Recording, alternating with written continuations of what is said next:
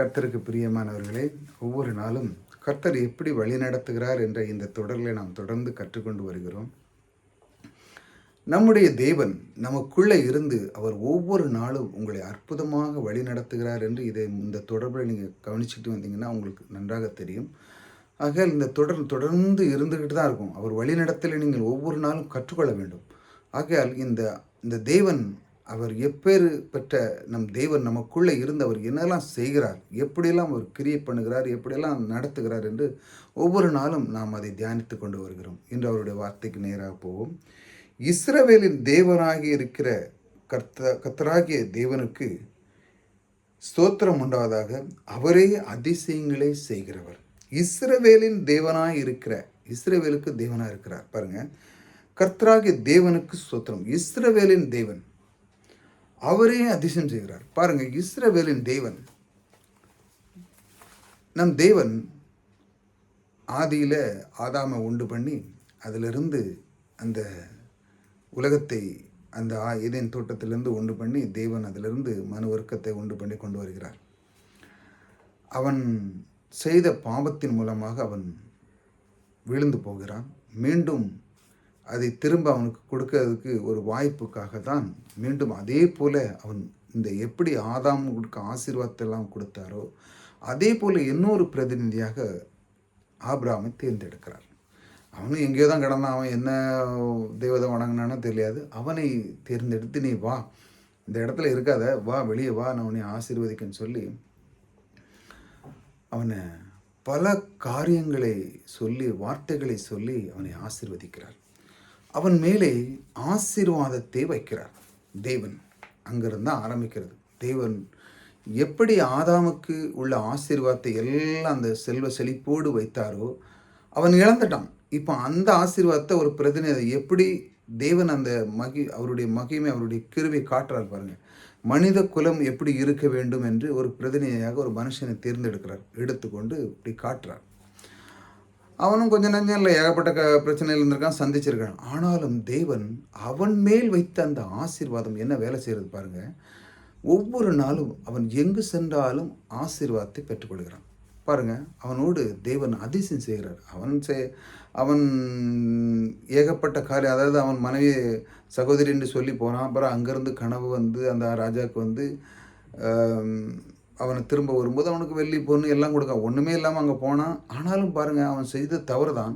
ஆனால் தேவன் ஆபிரகாம்கிட்ட வந்து ஒன்றும் சொல்லலை, எப்பா நீ செஞ்ச தப்பு, இப்படிலாம் இருக்கா அப்படின்னு சொல்லி.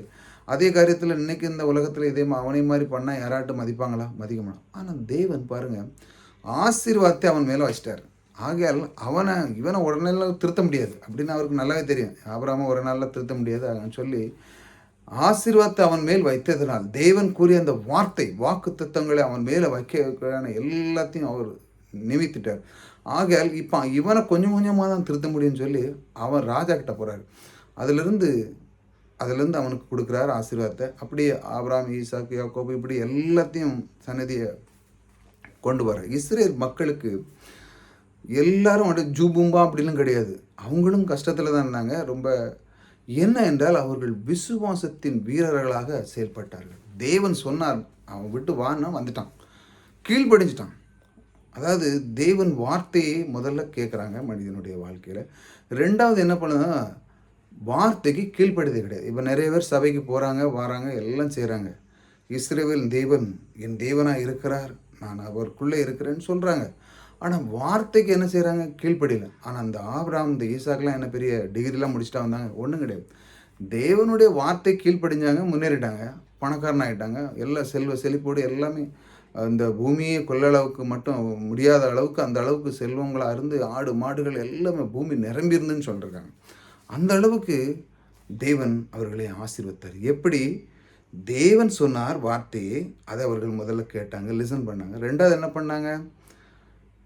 அதற்கு அதாவது கீழ்ப்படிஞ்சிட்டாங்க. ரெண்டாவது வந்து கீழ்ப்படிஞ்ச உடனே கர்த்தர் சொல்லியிருக்காரு அது நிச்சயமாக நடக்கும்னு சொல்லி அதோடு கீழ்ப்படிந்து தன்னுடைய உள்ளத்தை தேவனோடு பொருந்தினாங்க, மனம் பொருந்தி விட்டாங்க. இப்போ அதிலிருந்து பிரியவே முடியாது. ஏன்னா கர்த்தருக்குள்ளே அவர்கள் வந்துட்டார் முழுமையோடு.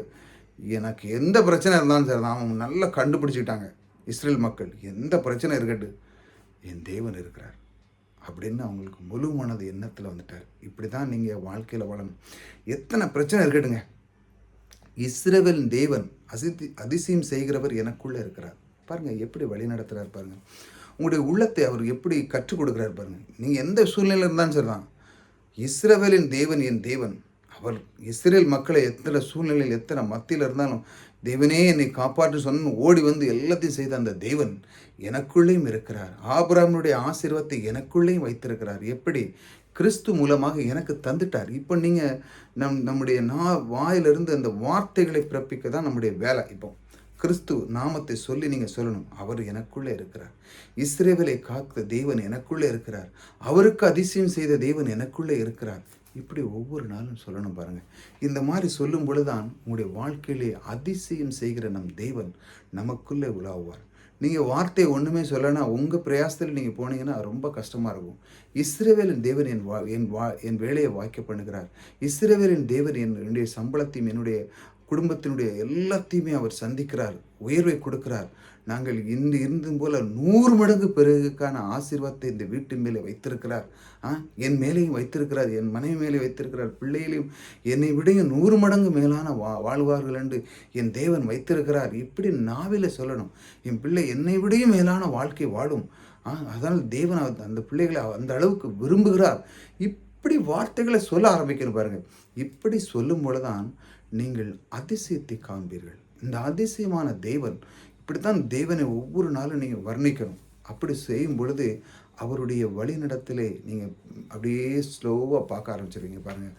உங்களுடைய வாழ்க்கையில் செல்வங்கள் பெருகும், நீங்கள் தொழிலில் நன்றாக முன்னேறுவீங்க, படிப்பில் நன்றாக இருப்பீங்க, உங்களுடைய வேலை ஸ்தானத்தில் நீங்கள் டாப்புக்கு போவீங்க, உங்களுக்கு தடைப்பட்ட செல்வங்கள் எல்லாம் திரும்ப வரும், உங்களுக்கு உயர்வு வரும். இன்றைக்கி இருக்கிற சம்பளத்தை விட இன்னும் பல மடங்கு உங்களுக்கு கூடி நீங்களே வியக்கு வண்ணம் உங்களுக்கே ஒரு பொறாமை குணம் வரும். அந்த அளவுக்கு உங்களுக்குள்ள ஒரு இது வரும். ஆகா, நான் எப்படி இருந்து எந்த அளவுக்கு வந்துட்டேன் அப்படிங்கிற அளவுக்கு, அதை விடையும் மேலே மற்றவர்கள் உங்களுக்கு பொறாமப்பட அளவுக்கு உங்கள் தேவன் அதிசயம் செய்வாருங்க. எப்பொழுது நீங்கள் உங்கள் நாவிலிருந்து தேவனோடுக்குள்ள அந்த அறிக்கை செய்யும்போது அதிசயம் செய்கிற இஸ்ரவேலின் தேவன், அதான் சொல்லி இஸ்ரவேலின் தேவனாய் இருக்கிற கர்த்தராகிய தேவனுக்கு ஸ்தோத்திரம் உண்டாவதாக. அவரே அதிசயங்களை செய்கிறவர். அவர் தான் அதிசயம் செய்கிறார். வேற யார் செய்ய முடியும்? உங்களுக்கு மற்ற யாரும் பக்கத்தில் ஜூம் பண்ண முடியுமா? முடியாது. வார்த்தை சொல்லும். அவர் எனக்குள்ளே இருக்கிறாருங்க. இந்த அண்ட சராசரி படைத்தவர் எனக்குள்ளே இருக்கிறார்.